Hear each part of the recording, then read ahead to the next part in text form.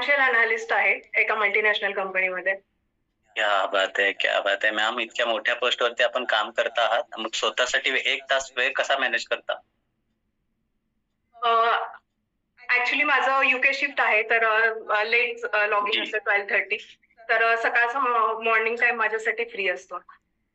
क्या बात आहे. म्हणजे आपण ठरवलं तर नक्की ते करू शकतो मॅम. आणि इतका छान रिझल्ट आहे. 22 केजी फॅट लॉस केलेला आहे. मग आता मला हा प्रश्न विचारायला आवडेल, की इतका 22 केजीचा फॅट लॉस केल्यानंतर आपण कसं फील करत आहात?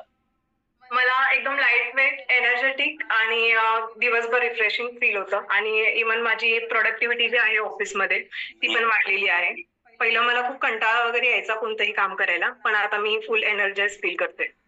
सही, सही. क्या बात है मॅम. नक्की, नक्की. कारण साहजिकच आहे इतका फॅट लॉस केल्यानंतर आणि इतके छान बदल झाले आहेत. मॅडम आपल्याला